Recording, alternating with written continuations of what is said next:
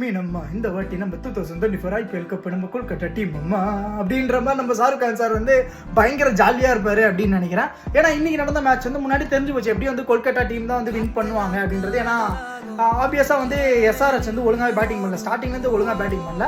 So அந்த pressure எல்லாமே யாருக்கு போச்சு அப்படின்னா நம்ம பவுலர்ஸுக்கு தான் போச்சு. அவங்களும் என்ன தான் பண்ணுவாங்க, நம்ம ஒரு பக்கம் பேட் ஒரு பக்கம் போடுறாரு கேப்டன், இன்னொரு பக்கம் நடராஜன் ஒரு பக்கம் போடுறாரு. பட் என்ன தான் போட்டாலும் கொல்கட்டா டீம் வந்து அடி அடிக்கிறாங்க.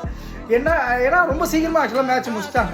எப்பயும் லாஸ்ட் இயர்லாம் பார்த்தீங்கன்னா இன்னொரு வரைக்குமே மேட்ச் முடியல சிஎஸ்கே மேட்ச். பட் இந்த வாட்டியில் பாருங்கள் டைமே இன்னும் கம்மியாக தான் ஆகுது. பட் ஆனால் அதுக்குள்ளே மேட்சே முடிஞ்சு எல்லோரும் வீட்டுக்கே போயிட்டு இருப்பாங்க போல இருக்குது.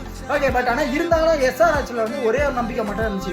ஏன்னா நம்ம பேட் இருக்கிறாரு, கேப்டன் பேட் இருக்கிற வரையும் கொல்கட்டா டீமில் பால் யாருக்குமே பேட்டில் படாது அப்படின்னு நினச்சேன். பட் ஆனால் அப்படியெல்லாம் இல்லை, அவங்க போடுற எல்லா பாலையும் பட்டுன்னு வச்சிட்டாங்க.